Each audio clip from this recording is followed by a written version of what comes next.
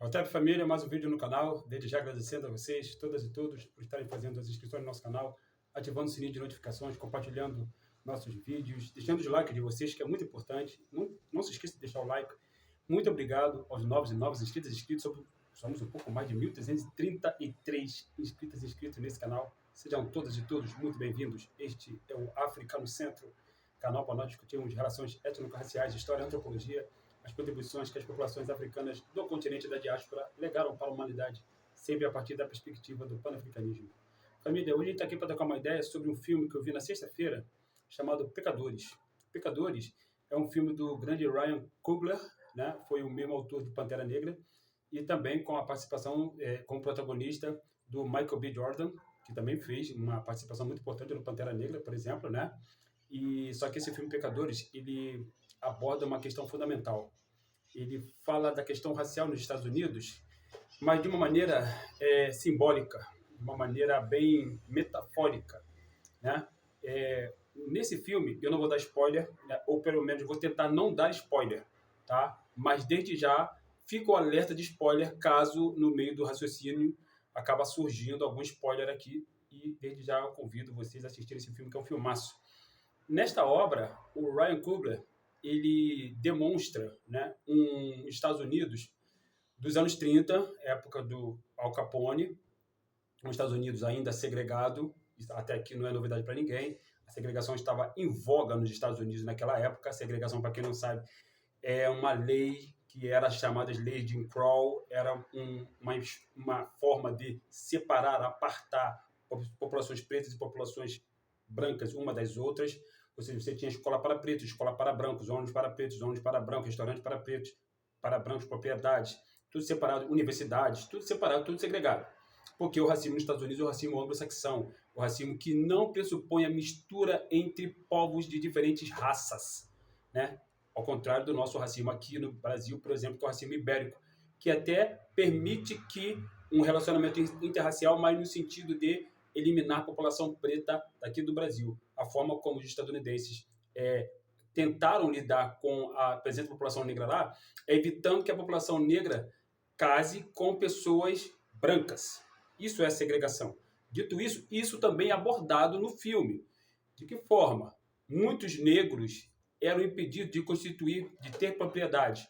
Alguns negros neste filme obtêm propriedade e aí, logicamente, essas pessoas não permitem que pessoas brancas entrem nas suas respectivas propriedades. Isso é importante salientar. Os protagonistas do filme são gêmeos, né? São feitos pelo Michael B. Jordan, logicamente, brilhante interpretação do Michael B. Jordan, inclusive, fazendo os dois gêmeos de forma brilhante. E ali rola uma questão simbólica e também metafórica, mas que nós que somos adeptos das leituras do campo do panafricanismo, a gente percebe claramente. Em primeiro lugar, as culturas africanas são culturas muito, muito próprias nossas, obviamente, porque nascem no berço meridional. As culturas africanas são culturas ligadas à música, ligadas ao trabalho, mas também são fundamentalmente culturas que falam para os nossos ancestrais. Então, as músicas no filme, como o jazz, o blues, o rock, o funk, o rhythm and blues, as músicas, os gêneros musicais que nós criamos, elas evocam a nossa ancestralidade. Uma coisa que é importante salientar é que no filme essa ancestralidade ela é muito bem trabalhada, muito bem evocada no momento que os africanos estão confraternizando, os africanos dos Estados Unidos estão confraternizando. Africanos aqui, quando eu falo aqui, africano na diáspora, óbvio. Você já sabe como é que é a perspectiva do panafricanismo. O que acontece é que esse filme ele fala de vampiros. Esse filme é um filme de terror, é um filme que mostra o racismo como um filme de terror. Vampiros têm medo do sol. Vampiros temem o sol. Nós, africanas e africanos, somos exatamente o povo do sol. Então, nós não tememos o sol. Pelo contrário, o sol é a nossa força. O sol é que promove a nossa melanina, é que escurece a nossa pele, é que faz a substância chamada melanina interagir com o nosso organismo, com o nosso corpo, de forma a escurecer a nossa pele e nos dá identidade que nosso povo, desde a antiguidade, já tinha identificado essa identidade corporal quando os Quemetiús se identificavam como Quemetiús, os pretos. Por que eu estou falando disso? Porque é exatamente o sol a arma mais poderosa contra os vampiros. E quem são os vampiros no filme? Os racistas. Não preciso mais dar spoiler. Os racistas são os vampiros. O que os vampiros fazem? Eles sugam o nosso sangue. Vampiros, de uma forma geral, quem já viu filme de vampiro aí sabe muito bem do que eu estou falando. Vampiros, de uma forma geral, sugam o nosso sangue. O que acontece é que o nosso sangue, simbolicamente, é a nossa cultura, né? É aquilo que nos mantém vivos. Nossa cultura, nosso sistema imunológico, como diz a grande Marimba Anne. Então, os vampiros, no filme, eles sugam o sangue de africanos. Jorge, até aí você não está dizendo nada. Porque vampiros realmente sugam o sangue da sua vítima normalmente. Só que o nosso sangue é o que nos mantém vivos. Exatamente como a nossa cultura nos mantém vivos. Como diz a Marimba Anne, repetindo, nossa cultura, nosso sistema imunológico. Por que, nessa forma simbólica e metafórica, dá para notar aquilo que Ryan Coogler está falando no filme? Os racistas tentam retirar de nós aquilo que nos mantém vivos. A nossa cultura. No Brasil e nos Estados Unidos, a nossa cultura foi retirada de nós, né? Ou está sendo retirada. O rap está sendo roubado de nós. O jazz foi roubado de nós. O blues foi roubado de nós pelos brancos racistas. Vocês podem ver que na indústria cultural branca, muita gente que tocava blues, gente negra que tocava blues no início do século XX, era impedida de gravar a sua música. Inclusive, de certa forma, isso é mostrado no filme, né? Eu não vou dizer exatamente como, mas isso é mostrado no filme. Até porque o filme gira em torno do blues, gira em torno da música tocada pelos nossos ancestrais, do blues que vem das work songs. O que são as work songs? Literalmente, em inglês, música de trabalho. Trabalho que os nossos ancestrais faziam para brancos nas lavouras de algodão, faziam para brancos durante o seu período que eles estavam encarcerados, trabalhando, abrindo ferrovias, enquanto nossos ancestrais ferrovias, né? Enquanto nossos ancestrais trabalhavam, eles cantavam as músicas que mais tarde irão ser reproduzidas naquilo que os estadunidenses chamaram de gospel, por exemplo. O gospel do Brasil não tem rigorosamente nada a ver com o gospel original. Gospel, inclusive, é música preta, mas é uma música preta ancestral, que evoca a nossa ancestralidade. Não tem necessariamente a ver com do protestantismo, que é muito forte nos Estados Unidos, mas acabou se tornando ligado ao protestantismo porque muitos pretos nos Estados Unidos abraçaram o protestantismo porque foi imposto isso a eles e elas pelos nossos, né? Esses opressores racistas, o tempo inteiro, eles estão tentando nos eliminar no filme. Isso se mostra, inclusive, na parte final do filme. Há uma reviravolta, inclusive. Mas, o tempo todo, o que é mostrado ali é como os racistas fazem de tudo para eliminar a nossa existência. Inclusive, sugando nosso sangue, sugando o nosso líquido que nos mantém vivos, que é a essência da nossa vida.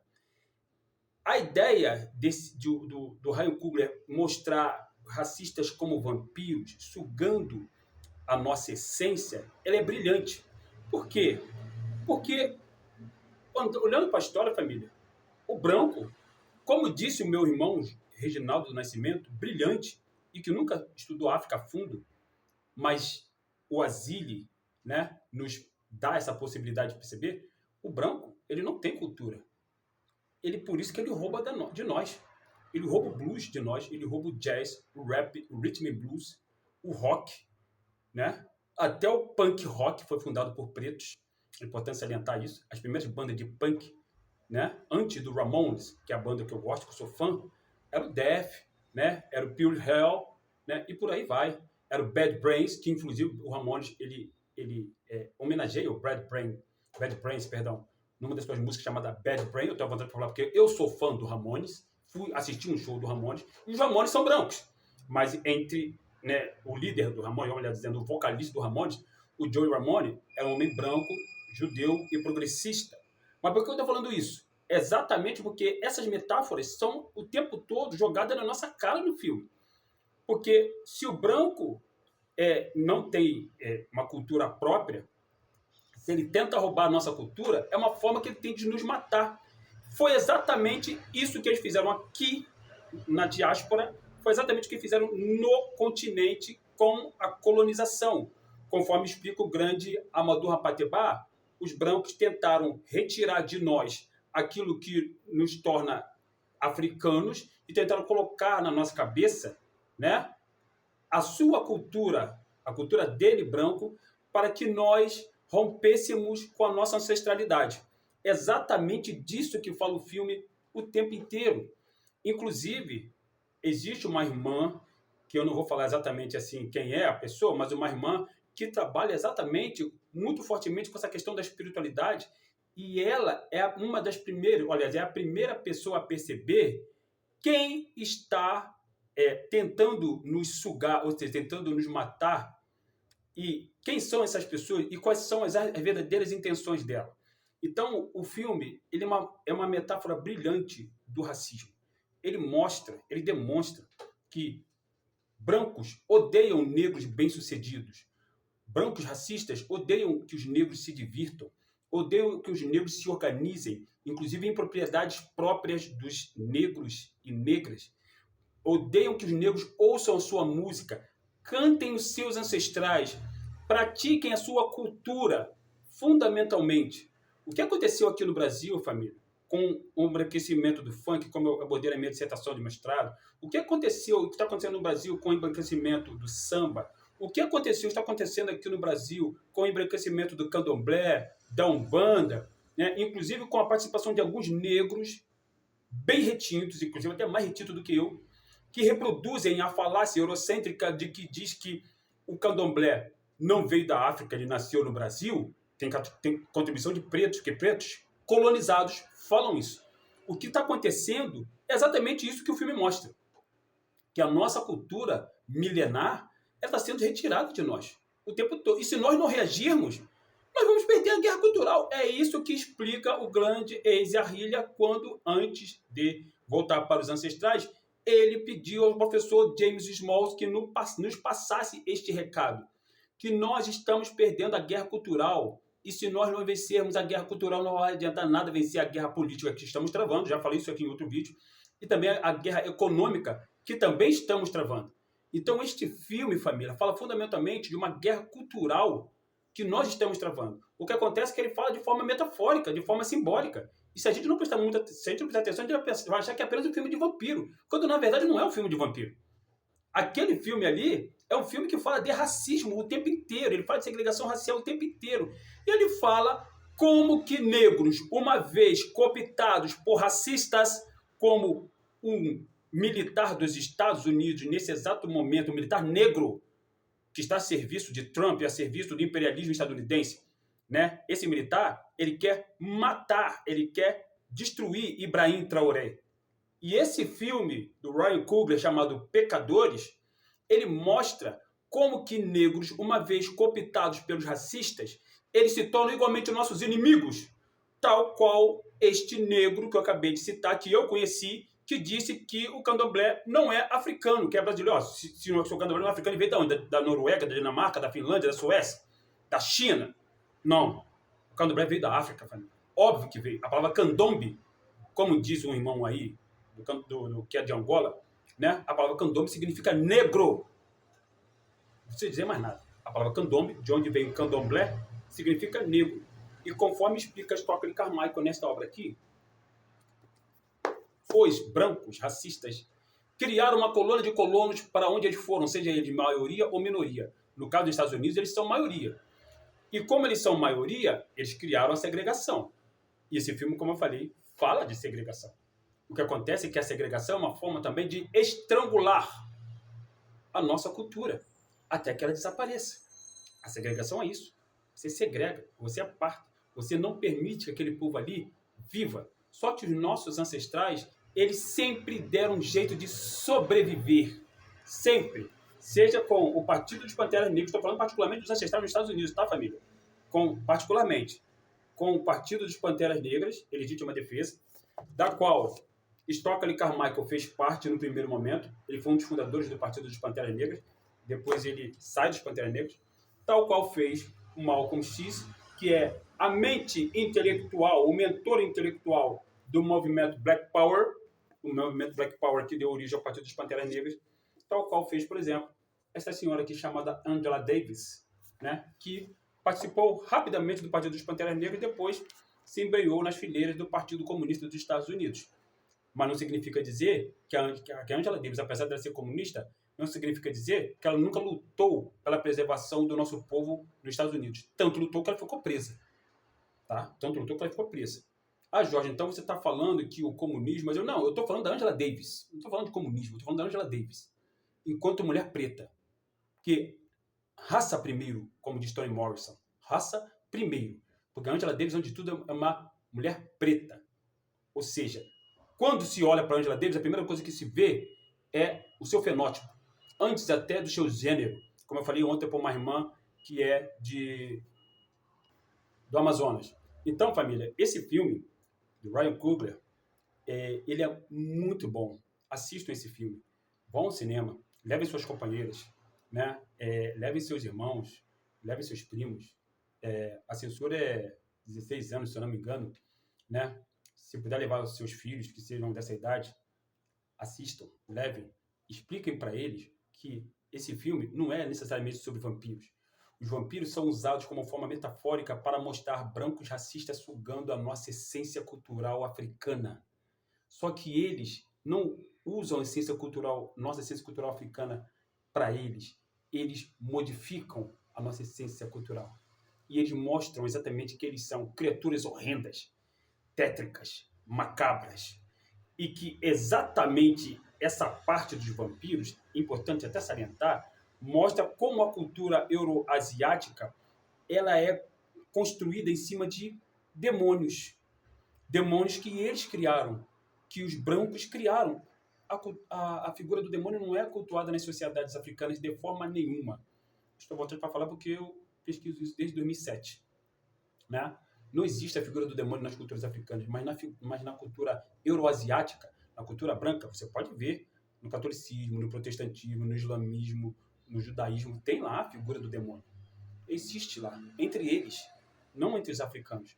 E esse filme ele mostra exatamente uma luta entre as trevas, que são esses vampiros racistas, e a luz, que somos nós. Até porque a luz ela é representada pelo sol. Nós, de novo, somos o povo do sol. Como os incas daqui das Américas se intitulavam o povo do sol. A palavra inca significa povo do sol. Os incas, os maias, os astecas, assim como as sociedades indígenas daqui do Brasil, são uma segunda leva de africanos que vieram para cá e sempre cultuaram o sol. Mas os euroasiáticos, eles demoraram muito para cultuar o sol. Porque eles só viram o sol por volta de 8.000 anos antes da Era Comum. Quando eles saem da última Era do Gelo, o sol para eles só existe há muito pouco tempo, faz parte da realidade deles há muitíssimo pouco tempo. O que acontece é que eles sempre preferiram a escuridão, porque durante muito tempo eles viveram numa região onde o sol ele desaparece rápido e a escuridão ela dura muito mais tempo. A Dinamarca é um exemplo disso, a Groenlândia é outro exemplo disso, a Noruega é outro exemplo disso. Os invernos são mais longos, a Inglaterra é outro exemplo disso. Os invernos são mais longos e os verões são mais curtos. No verão você tem a presença predominantemente do sol. No inverno você tem a presença predominantemente da escuridão. Esses povos euroasiáticos já vieram da escuridão. Nosso povo não, nosso povo cultua a luz do sol. É disso que esse filme fala. É exatamente disso que esse filme fala. E quando, família, disserem para você que, estou falando para os pretos e para as pretas exclusivamente nesse exato momento, quando disserem que nossos ancestrais cultuavam demônios, vocês falem isso para essas pessoas, que quem cultua demônio é branco, africano, nunca cultuou demônio. Malcolm X dizia, né, que os brancos são os demônios de olhos azuis. Malcolm X, ele é fortemente citado nesse filme de forma metafórica. Muito importante salientar isso. Até porque a forma metafórica como Malcolm X é citado, ela é mostrada no final do filme. Ele fala, vamos nos libertar por qualquer meio necessário. E a parte final do filme mostra muito isso. O finalzinho do filme. Por qualquer meio necessário. Vocês vão entender quando vocês assistirem, porque eu não vou dar spoiler, não. Dado o recado, família, venham todos e todos fazerem o meu curso de História da África e o meu curso de Letramento Racial. Aulas síncronas, portanto, comigo, online. Estamos juntos sempre. Em breve eu volto aqui para um novo bate-papo. assistam o filme, tenho certeza que vocês vão gostar muito. Espero não ter dado muito spoiler, acredito que não tenha dado nesse debate aqui, nesse bate-papo aqui com você, nessa análise. Estamos juntos sempre, Rotep, África no Centro.